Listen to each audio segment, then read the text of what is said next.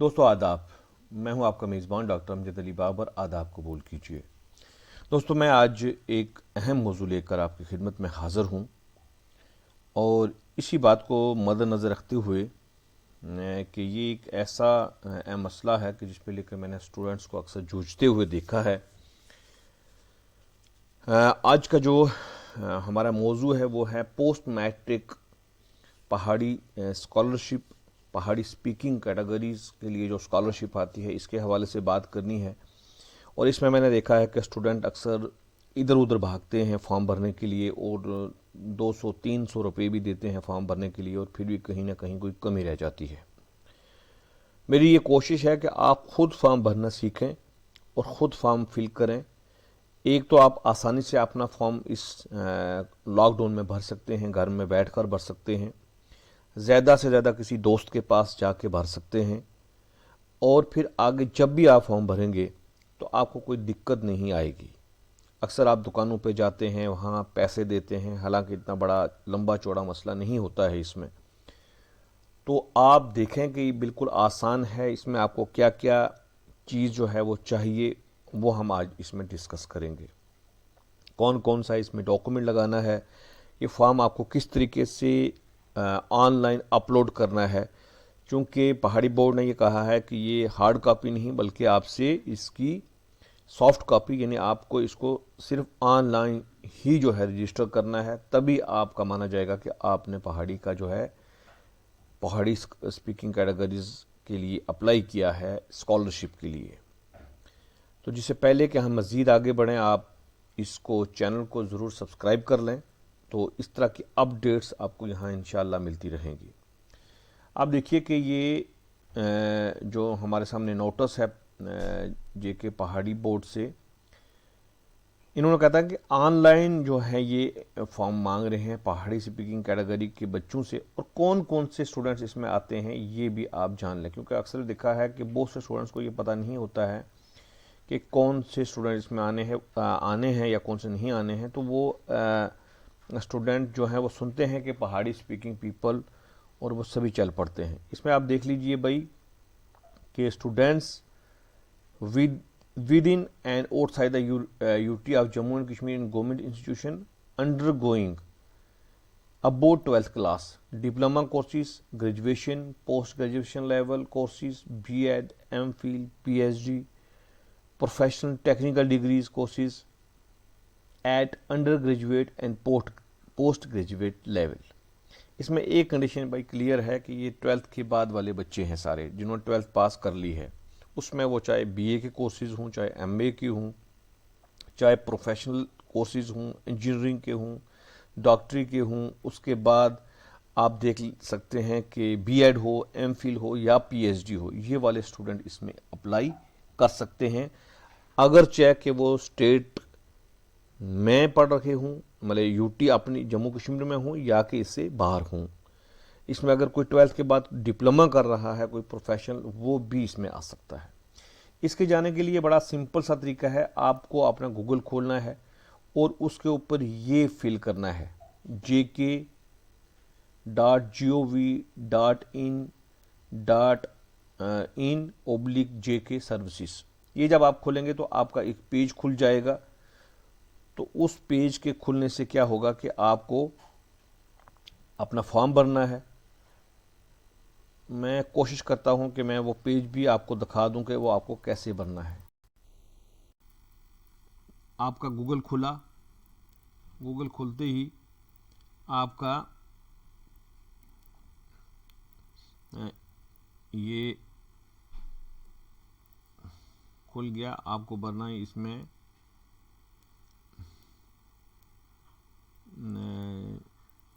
जेके, हम देख लेते हैं क्या भरना है इसमें। थोड़ा सा इसमें आप पेशेंस रखेंगे। इसमें भरना है जी jk.gov.in, jk.gov.in।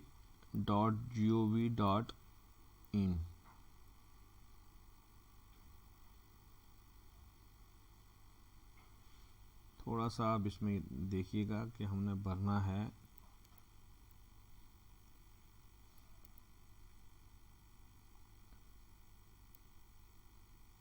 jk.gov.in सर्विसेज, ये हमने भरना है। इसको हमने क्लिक किया, हमारे पास एक फॉर्म खुलेगा, ऐसा फॉर्म हमारे पास खुल जाएगा। इसमें आपको परेशान होने की कोई बात नहीं है। इसमें लॉगिन आईडी है, पासवर्ड है और क्या रोल है आपका। उसके बाद ये भरना है आपको कैप्चा और फिर, लेकिन पहले आपको ये नहीं भरना है। इसके लिए पहले आपको रजिस्टर करना पड़ेगा, और रजिस्टर करने से अक्सर लोग परेशान हो जाते हैं। रजिस्टर करने के लिए कोई दिक्कत नहीं है। आपको रजिस्ट्रेशन फॉर्म खोलना है, उसमें आपको इंस्ट्रक्शंस भी साथ में खुल जाएंगी। ये इंस्ट्रक्शन साथ में खुल गए, लेकिन मैं ये इंस्ट्रक्शन साथ में नहीं खोलूँगा क्योंकि मैंने इनको ऑलरेडी पढ़ के रखा है। इसलिए आप ये इंस्ट्रक्शन दे सकते हैं, स्टेप बाय स्टेप आपके पास इसमें आएगा कि क्या करना है। अब ऐसा फॉर्म आपके पास खुलेगा, इसमें कोई दिक्कत वाली बात नहीं है। इसमें आपको अपना नाम भरना है। हम कोशिश करते हैं कि इसको हटा देते हैं, अगर हट सकता है। ये हट गया। तो इसको आप देखिएगा कि इसको हम इसमें नेम भरना है। एप्लीकेंट अपना नाम भरेगा इस पहले में, फिर पेरेंटेज है, फादर नाम, और फिर डेट ऑफ बर्थ है, एज है, जेंडर है, ये ध्यान से भरना है। फिर आपको भरना है अपना एड्रेस। इसमें आप जो अपना एड्रेस भरोगे, इसमें आप अपना लास्ट रेजिडेंशियल एड्रेस भी भर सकते हैं, करंट एड्रेस भी भर सकते हैं। करंट एड्रेस अगर आप भरोगे अपना, अगर आपका सेम एड्रेस आपका परमानेंट है तो ये नीचे खुद ब खुद आ जाएगा, सिर्फ आपको यहाँ पर यस कर देना है। अगर आपका ऊपर वाला एड्रेस जो है नीचे वही आना है, यानी आपने जो अपना एड्रेस अभी का भरा है वही आपका परमानेंट है, तो आपका ये नीचे खुद आ जाएगा। लेकिन अगर आपने यहाँ नो कर दिया तो नीचे भी आपको एड्रेस भरना पड़ेगा। मतलब कहने का ये है कि अगर आपका ऊपर जो प्रेजेंट एड्रेस जो है वो परमानेंट एड्रेस से डिफरेंट है, तो आपको नीचे जाके इसमें फिर फॉर्म भरना है। ये करने के बाद यहाँ एक इम्पॉर्टेंट चीज़ है कि आपको आईडी की अवेलेबिलिटी देखनी है कि कौन सी आईडी है। जो आपके नाम के साथ आईडी अवेलेबल शायद ना हो, उस नाम से कोई और आईडी भी बनी हुई हो, तो इसमें आप कोई जो है फिगर ऐड कर सकते हैं। फॉर एग्जांपल आपका नाम राशिद है तो आप राशिद 786, राशिद 66, राशिद 77 कुछ भी कर सकते हो। इसमें चेक अवेलेबिलिटी आप उसके बाद देखेंगे। चेक अवेलेबिलिटी आप देखेंगे, अगर आपके नाम की आईडी की अवेलेबिलिटी हुई तो ये बताएंगे कि ये नाम अवेलेबल है, आप रख सकते हो। तो वो आईडी आप एक पेज के ऊपर लिख के रख लोगे ताकि आप भूलो ना। फिर आपका एक क्वेश्चन है सिक्योरिटी क्वेश्चन, ये आप रख सकते हैं इसमें। What is your mother maiden name, आपके मदर का एक नेम क्या है, या अगर यही रखना चाहोगे तो आंसर में आपने आपके मदर का नाम लिखना है, वो याद रखना है। इसमें आप कोई और क्वेश्चन भी रख सकते हैं। अगर आप इसमें क्लिक करेंगे what is your favourite book रख सकते हो। आपको याद रखना पड़ेगा कि आपने सिक्योरिटी क्वेश्चन क्या रखा था। अगर फेवरेट बुक रखते हो तो उसके रिप्लाई में आपने क्या किया था, आंसर में वो याद रखोगे। What was your childhood name, कोई भी सवाल इनमें से एक रख सकते हो। What city where you born in, 4-5 question हैं, इनमें आप एक रख सकते हो और उसका आंसर, और एक कॉपी पे नोट रख लोगे कि आपकी आईडी क्या आई है, आपका सिक्योरिटी क्वेश्चन क्या है और आपका आंसर क्या है। फिर आप ये सारा नीचे भरोगे, ये इसमें भरोगे, प्रीव्यू करोगे, सबमिट करोगे, आपकी आईडी क्रिएट हो जाएगी। उसके बाद जो आपका फॉर्म निकला था रजिस्ट्रेशन करने के लिए, उसमें आपको जाना है, फ़ोटो अपलोड करना है उससे पहले, फिर आपका पूरा वो फॉर्म खुलेगा जिसमें आपको अपने बाकी अदर डिटेल्स जो है डालनी है, जिसमें आपके डॉक्यूमेंट्स डालने हैं, जो भी वो मांगेगा उसमें कोई दिक्कत नहीं है। वो आपको स्कैन करके अपने कंप्यूटर में पहले से ही रख लेने हैं, या अपने मोबाइल से भी आप कर सकते हो, अपने मोबाइल में आपने पहले से रख लेने हैं ताकि आपको कोई दिक्कत ना आए। वो आप देख लेंगे कि आपको कौन कौन सी डॉक्यूमेंट चाहिए, वो मैं आपको इसमें आगे बताने वाला हूँ। यहाँ तक आपको पता चल गया कि इसको कैसे आपको करना है। अब हम चलते हैं जी आगे, इंस्ट्रक्शंस में क्या क्या है। इंस्ट्रक्शंस में ये कहता है कि to avail the scholarship candidate has to log in, ये मैं आपको बता चुका हूँ कि इसके ऊपर उसको लॉग करना है। इसके ऊपर लॉग करने के बाद user has to register himself using the register link given on the menu, दिया होगा, उसके ऊपर आपने कर लिया, आप रजिस्टर हो गए। Applicant has to upload photo, JPG image का एक फ़ोटो आपको 20 KB का उसमें रजिस्टर करना है। 20 KB का, यानी कि वो 20 KB से ज़्यादा ना हो सकता है उसमें 30 या 50 KB के बीच में भी वो मांग ले। इसने 20 KB का यहाँ के ऊपर लिख के रखा हुआ है। तो इसमें आप ये चीज़ भी देखेंगे 20 KB वो किस तरीके से उसको हमने कन्वर्ट करना होता है IMJ से JPJ में, वो भी बड़ा आसान तरीका है, आप सब कर सकते हैं। उसके बाद आपको करना है कि user please note the user ID, already बता चुका हूँ कि आपको उसको यूज़र ID जो है आपको नोट रखना है। फिर आपको करना है please select the role type citizen while entered login. आप क्या हैं, आप एज ए सिटीजन कर रहे हैं, एज ए एडमिनिस्ट्रेटर हैं, आपको एज ए सिटीजन ही करना है। प्लीज़ अपनी जो ID है वो आपको याद रखनी है। ये चीज़ें हैं। ये करने के बाद आप चले जाएंगे नीचे, the value of scholarship include, अब क्या क्या आपको स्कॉलरशिप में मिलने वाला है। Maintenance allowances, non refundable fee, compulsory payable by the student studying the government institution of India for recognised courses. जो आपने फ़ी दी है, जो नॉन रिफंडेबल थी, जो आपने at the time of admission fee दी है, और जितने भी उसमें अनाउंसेस थे वो सारे के सारे आपको वापस मिलेंगे। वो रिसिप्ट जो आपके पास थी एडमिशन की, वो उस पर आपने रखनी है। उस के साथ जब आपका रजिस्ट्रेशन फॉर्म भरा जाएगा उसके साथ आपको अपलोड करनी है। और जो डॉक्यूमेंट्स मजीद ज़रूरत पड़ने वाले हैं, the following document original shall be uploaded attach with hard copy of the downloaded online application form. पहले तो आपको ये जो है अपलोड करने हैं 1 पासपोर्ट फोटो साइज कॉपी, ये पहले ही हम आपको बता चुके हैं। ये आपको डाउनलोड करनी है, ये कॉपी आपको डाउनलोड करनी है। उसके बाद आपको आना है किस पे, 1 मिनट देखते हैं हम। फिर आपको डोमिसाइल सर्टिफिकेट देना है, डोमिसाइल, फिर रिसिप्ट, फी रिसिप्ट जो मैंने आपको बताई, जो आपको eight the time of admission आपने की होगी वो करनी है। नंबर 4 पे है आपका duly attested promotion certificate in case of student has pass previous examination marksheet of the previous class. जो आपने प्रीवियस क्लास पास की है उसकी सर्टिफिकेट, अगर प्रमोट हुई है, मास प्रमोशन हुई है, कुछ भी है, पास किया है, वो रखनी है। उसके बाद वैलिड हॉस्टल सर्टिफिकेट, अगर आप हॉस्टल में हैं तो वो करना है। उसके बाद इंस्टीट्यूशन जो है आपका रिकॉग्नाइजेशन सर्टिफिकेट है, आपका इंस्टीट्यूशन रिकॉग्नाइजेशन सर्टिफिकेट, जिस इंस्टीट्यूशन में आप पढ़ते हैं उनसे एक सर्टिफिकेट लेना है कि भाई वो रिकॉग्नाइज्ड है। उसके बाद आपकी है नंबर 7 पे attested fee structure duly approved by the central state government in case of the private recognised institution. अगर कोई ऐसा इंस्टीट्यूशन है प्राइवेट लेकिन वो रिकॉग्नाइज्ड है तो उसकी अटेस्टेड जो है आपका फी स्ट्रक्चर आपको चाहिए, और साथ में आपको इनकम सर्टिफिकेट साथ में आपकी लगेगी। उसके बाद आपके लिए मजीद क्या है हम वो भी देख लेते हैं। पेरेंट गार्डियंस की आपको इनकम लगेगी इन ओरिजिनल, और वो किसकी होनी चाहिए, तहसीलदार से होनी चाहिए। In case of students, in case of student जो है वो तहसीलदार की होनी चाहिए।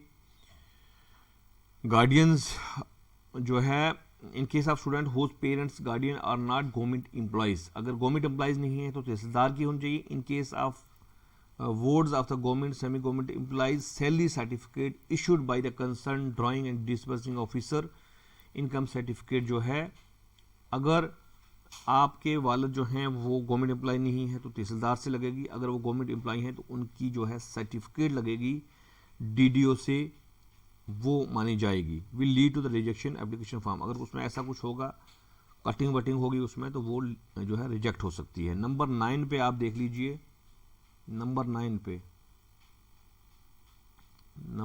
पे आप देखेंगे, 1 मिनट हम, अच्छा नंबर 9 पे आप देखेंगे वैलिड कैटेगरी सर्टिफिकेट पहाड़ी स्पीकिंग कैटेगरी। अब बहुत से स्टूडेंट्स को ये पता नहीं होता है कि पहाड़ी की जो सर्टिफिकेट होगी पहाड़ी स्पीकिंग कैटेगरीज की, वो कहाँ से लेनी है, तो वो तहसीलदार कंसर्न से लेनी है। Aadhaar number along with xerox Aadhaar and Aadhaar card, वो भी आपको उसके साथ जो है अटैच करना है। Aadhaar card and seeding of Aadhaar with bank account will lead to smooth transaction and sanction amount of scholarship in favour of eligible students. आपका जो आधार कार्ड है वो आपके बैंक अकाउंट के साथ लिंक होना चाहिए, ये आपको मिलेगा। मोबाइल नंबर इज मैंडेटरी, बहुत से तलबा के लिए ये है कि वो अक्सर क्या करते हैं कि मोबाइल नंबर अपना भूल जाते हैं या कोई और लगा देते हैं, उन्हें पता ही नहीं होता है कि कौन सा नंबर हमने उस फॉर्म में इंटर किया था। वही मोबाइल नंबर देना है जिस पे आपको मैसेज आएंगे, जिस पे आपको कॉल आ सकती है, इस पे आपको रब्ता किया जा सकता है। और फ्यूचर रेफरेंस के लिए भी आपका मोबाइल वो होगा, इन केस आप कोई कैंसिलेशन या कोई ऐसा अर्डर आ जाता है तो उस पे आपका ओटीपी तक भी आ सकता है। उसके अलावा आपको ये एक एफिडेविट है, ये इसी फॉर्म के ऊपर दिया गया है, ये आपको एफिडेविट जो है लेना है। और फिर क्या है, नेक्स्ट क्या है, the grant of scholarship is subject to the following. आपको जो स्कॉलरशिप है वो इन कंडीशंस पे मिल सकती है। ये नहीं कि आपने फॉर्म फिल कर दिया आपको स्कॉलरशिप मिल जाएगी। मेरे filling of the online scholarship application form will consider no right on the student. मतलब सिर्फ आपने एप्लीकेशन फॉर्म भर दिया तो आपको मिलेगी, ये जरूरी नहीं है। ये स्कॉलरशिप मिल सकती है। Preference will be given to government institution, जो बच्चे गवर्नमेंट इंस्टीट्यूशन में पढ़ते हैं उनको प्रेफरेंस मिल सकता है। Only a separate notification for private institution will be issued later on। और ये बात याद रखें खास तौर पर कि प्राइवेट इंस्टीट्यूशन के बच्चों के लिए नोटिफिकेशन जो है बाद में इशू होगा। If the sufficient fund will be available with the board, अगर बोर्ड के पास पैसा होगा, scholarship will be restricted to availability of funds and also the merit and income. अगर उनके पास पैसा होगा उस हिसाब से वो देखेंगे कि किस तरीके से उन्होंने इसको रिस्ट्रिक्ट करना है, यानी मेरिट के हिसाब से बनाना है। इंस्टीट्यूशन जो है गवर्नमेंट को ही प्रेफर देना है या कि वो उनको भी देंगे प्राइवेट इंस्टीट्यूशन को। आपकी इनकम बार है ये 2.5 लाख से ज़्यादा नहीं होनी चाहिए। 2.5 लाख, ये याद रखना। अक्सर स्टूडेंट यहाँ भी कोताही कर देते हैं, ये 2.5 लाख से ज़्यादा नहीं होनी चाहिए। और स्कॉलरशिप होल्डर जो है under this scheme will not avail any other scholarship stipend for pursuing the same courses class from any other agencies. अगर कोई स्टूडेंट यहाँ से स्कॉलरशिप ले रहा है तो वो कोई और स्टाइपेंड या कोई और स्कॉलरशिप जो है नहीं लेगा। उसके बाद the applicant are advise to take print out of the duly filled application form after submitting. जब वो कैंडिडेट जो है ये फॉर्म भर लेगा, उसके बाद वो क्या करेगा कि उस अपने फॉर्म का प्रिंट आउट लेगा after submitting it online and submit the same to the concern institution, college, university along with all the requested documents. So students, जब आप इसको ऑनलाइन भर लेंगे आप उसको सेव रख सकते हैं, अपना प्रिंट निकाल सकते हैं। आपने किसी प्रिंटर वाले को अगर लॉकडाउन की है उसका मेल ले सकते हैं, उसको सेंड कर सकते हैं, वो आपको प्रिंट निकाल के घर में भी भेज सकता है। या किसी तरीके से भी आप उसका प्रिंट लेते हो तो सारे डॉक्यूमेंट जो आपके ओरिजिनल हैं वो जीरोक्स कॉपी उनकी उसके साथ लगेगी और फिर वो आप बाद में आपने कंसर्न कॉलेज में ही जमा करना है। The concern head of the institution, college, university will verify the online application form with the hard copies and forward the same to the state advisory board for development of Pahari speaking people for further scrutiny, verification, and also maintain record of students who have applied for scholarship for further reference। जो आपका concern college, concern principal, concern जो institution, university जो है वो आपसे उसकी hard copy लेगी और उसके साथ आपके डॉक्यूमेंट्स लगे हुए होंगे। फिर वो एडवाइजरी बोर्ड को भेजेंगे फर्दर स्क्रूटनी के लिए कि आपने जो ये सारे डॉक्यूमेंट्स दिए हैं, जो आप अपना मेरिट बता रहे हैं, ये सारा सही है या नहीं है। अब आपके जहन में इसकी डेट क्या होनी चाहिए। सबमिशन जो है इसकी date, submission of the online application by students and submission of the hard copies along with all required document to concern institution, ये 15 जून अभी तक बताई गई है। 15 जून तक आपको सबमिट कर देनी है। वेरिफिकेशन जो है आपकी एप्लीकेशंस जो हैं ये 30 जून तक हो जाएंगी और security verification of online application form by the JNK advisory board ये 31 जुलाई तक ये इसको स्क्रूटनाइज करेंगे। उसके बाद the concerned institution, college, university have not received the user ID and password in respect of the institution are requested to approach JNK advisory board for development of Pahari speaking people with their recognition registration certificate along with name, email, contact detail for uploading and generating the user ID and password। ये college के लिए है कि वो उनसे जाके अपनी ID ले सकते हैं जिनके पास नहीं है। और वो स्टूडेंट जो अपना कोर्स कर रहे हैं, recognise course in government institution outside the UT of Jammu and Kashmir can submit hard copy of the online application form submitted along with the requisite document through the head of the concerned institution to J&K Azawadi Board for the development of Pahadi speaking people, second floor PIB building, Residency Road, opposite Pratap Park, Srinagar, house number 21B Bakshi Nagar, Jammu में भी की जा सकती है। वो बच्चे जो कि आउटसाइड जम्मू कश्मीर पढ़ रहे हैं वो अपनी हार्ड कॉपी जो है जम्मू और कश्मीर, ये एड्रेस जो दोनों दिए गए हैं इनके पते पर जमा कर सकते हैं। मज़ीद इससे ज़्यादा अब इसमें कुछ नहीं है, सिर्फ आपको डेट याद रहे कि 15 जून आप तक आपने कॉलेज में जमा कर देनी है और बाकी उसके बाद आपके पास प्रोसेस नहीं होगा, फिर कॉलेज ने करना है और फिर बोर्ड ने करना है। फॉर्म को आप रजिस्ट्रेशन पे किस तरीके से जाना है, आपको नेट खोलना है, आपको एड्रेस उसमें डालना है जो इन्होंने URL दिया है, आपका एक फॉर्म खुलेगा और फिर उस पर आपको जाकर रजिस्टर करना है और इसके लिए आप किसी की हेल्प भी ले सकते हैं।